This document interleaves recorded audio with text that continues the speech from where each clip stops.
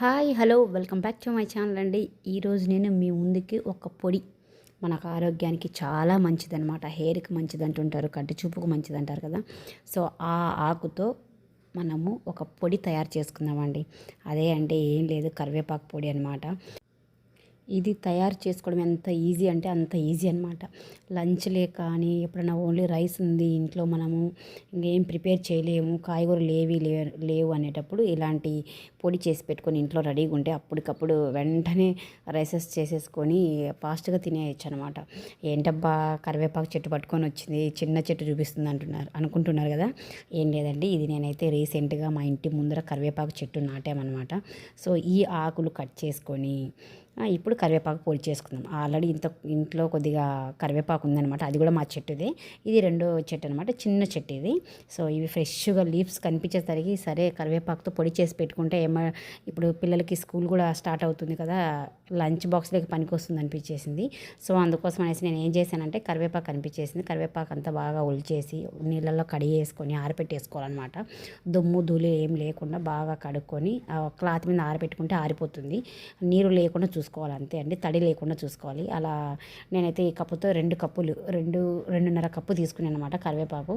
అందులో వచ్చేసి చింతపండు, వెల్లుల్లి రెబ్బలు, అలాగే శనక్కాయ పప్పులు, జీలకర్ర, పచ్చిశనగపప్పు, ధనియాలు, అలా వచ్చేసి ఉద్దిపప్పు, ఎండుమిరపకాయలు. ఇంకా ఇవేనండి మనకు కావాల్సిన ఐటమ్స్. ఫస్ట్ అయితే కళాయి పెట్టుకొని దీంట్లో 2 టేబుల్ స్పూన్ ఆయిల్ అయితే సరిపోతుంది. ఆయిల్ ఎక్కువ అవసరం లేదండి.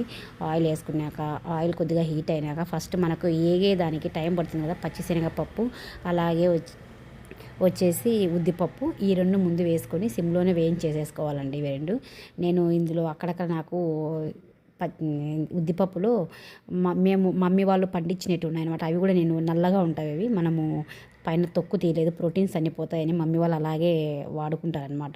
సో నేను అలాగే తెచ్చుకొని కొద్దిగా వైట్వి ఈ బ్లాక్వి 2 మిక్స్ చేసి పెట్టుకున్నాను అనమాట. అందుకే ఇప్పుడు ఎప్పుడన్నా పోపు వేసినప్పుడు ఇవి నల్లగా కనిపిస్తూ ఉంటాయి కదా, 2 మిక్సింగ్ ఉంటాయన్నమాట. సో అందుకు అక్కడక్కడ నల్లగా కనిపిస్తూ ఉంటాయి. ఇవి 2 వేయించేసుకోవాలన్నమాట ఆయిల్లో. ఇవి వేగిన తర్వాత మనం అలాగే శనక్కాయ పప్పులు, వేరుశనగలు అంటారు కదా, అవి వేసేసుకోవాలి. అలా ఇవన్నీ నేను 2 టేబుల్ స్పూన్లే తీసుకున్నానండి. అలా జీలకర్ర మాత్రం 1/2 టేబుల్ స్పూన్ తీసుకోవాలన్నమాట. అలాగే మనం ధనియాలు వచ్చేసి 1 టేబుల్ స్పూన్ తీసుకుంటే సరిపోతుంది. ఇవన్నీ వేసుకొని బ్రౌన్ కలర్ వచ్చేంత వరకు వేపుకోవాలన్నమాట. ఇవి బాగా వేగిన తర్వాత చూసారు కదా, ఇలా కలర్ చేంజ్ అవుతూ ఉంటుంది. ఇలా కలర్ చేంజ్ అయ్యేటప్పుడు ఇలా బ్రౌన్ కలర్ వచ్చిన తర్వాత ఇప్పుడు అందులో వచ్చేసి మనము ఇవి వేగినాయి అని మనం ఫిక్స్ అయిపోయినప్పుడు బాగా వేపేసుకున్నాక ఇందులో ఇప్పుడు మనం వచ్చేసి ఒట్టిమిరపకాయలు, ఎండుమిరపకాయలు ఉంటాయి కదా, అవి కూడా అమ్మ వాళ్ళు నాకు ఇంటి దగ్గర నుంచి పంపించారండి. అందుకే కలర్ ఇలా ఉన్నాయన్నమాట. మనం కొనుక్కొచ్చినట్టయితే బయట తెచ్చుకునేటివైతే కినా రెడ్ కలర్లో ఉంటాయి. ఇవైతే గిన నేను ఒక 8-9 వేసేసాను అనమాట. కొద్దిగా కారం ఉన్నాయి, చూసి వేసుకోండి మిరపకాయలు మీరైతే గిన.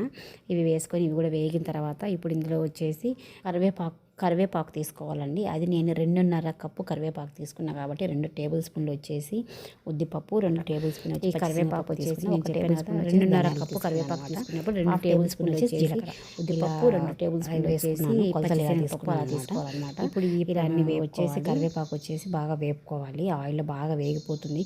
ఎక్కడే కానీ ఆకు పచ్చిగా ఉందని లేకుండా మనము బాగా వేపుకోవాలన్నమాట. వేగే కొద్దీ ఇది మనకు తగ్గుతూ వస్తుంది. నేను వేసినప్పుడు చాలా ఎక్కువ అనిపించింది కదా, ఇప్పుడు వేపుకుండే కొద్దీ అది తగ్గుతూ వస్తుందన్నమాట. ఇలా అక్కడే కానీ ఆకు పచ్చిగా లేకుండా సిమ్లో పెట్టుకొని ఆయిల్లో బాగా వేపేసుకోవాలన్నమాట. ఇది వేపుకునే దానికి ఒక 5 మినిట్స్ పడుతుంది అంతేగాని, ఇలా వేపుకున్న తర్వాత మొత్తం మనకు బాగా వేగిన తర్వాత కొద్దిగా ఇంకొక 2 మినిట్స్కి మనం ఆఫ్ చేస్తాము అనేటప్పుడు ముందుగా ఒక సగం నిమ్మకాయ అంత చింతపండు తీసుకున్నాం కదా, ఆ చింతపండు కూడా ఇందులో వేసుకొని వేసుకుంటే చాలన్నమాట.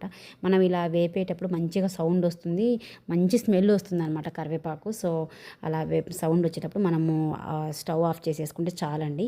అన్నీ బాగా వేగిపోయాయి. ఇలా వేగిన తర్వాత ఇది స్టవ్ ఆఫ్ చేసేసుకొని ఒక 5-6 మినిట్స్ బయట పెట్టేసామంటే అది మొత్తం చల్లారిపోతుంది అనమాట. ఇలా చల్లారిన తర్వాత మనం మిక్సీ పట్టుకునే దానికి వీలుగా ఉంటుంది. ఇవన్నీ బాగా అయితే వేగిపోయాయి చూసారు కదా. ఇలా వేపుకొని పక్కన పెట్టేసుకోవాలన్నమాట. ఇప్పుడు చల్లారిన తర్వాత మిక్సీ జార్ తీసుకొని ఇదంతా మిక్సీలో వేసుకొని ఇలా మొత్తం అన్నీ మనం ముందుగా వేయించి పెట్టుకున్నాం కదా, అన్నీ మిక్సీలో వేసేసుకొని మిక్సీలోనే ఇప్పుడు మనం వచ్చేసి టేస్ట్కి తగ్గ సాల్ట్, అలాగే కొద్దిగా పసుపు, ఈ 2 వేసేసుకోవాలన్నమాట. ఇవన్నీ వేసుకున్నాక పైన కొద్దిగా సాల్ట్, ఉప్పు వేసేసుకొని మిక్సీ పట్టేసుకోవడమే అండి. మొత్తం మిక్సీ వచ్చేసి మనము మిక్సీ పట్టేసుకున్నాక లాస్ట్లో వచ్చేసి వెల్లుల్లి రెబ్బలు వేసుకుందాము. ఇలా మూత పెట్టేసుకొని మిక్సీ పట్టేసుకుందాం. ఇలా పట్టేసుకున్న తర్వాత ఇప్పుడు ఇందులో వచ్చేసి వెల్లుల్లి రెబ్బలు వేసుకొని ఒక్కసారి అలా తిప్పేసుకుందాం అనమాట. మిక్సీ సరిపోతుంది.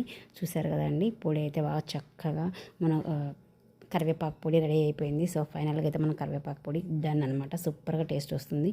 వేడన్నంలో వేసుకొని తినేసేయడమే. Thank you for watching.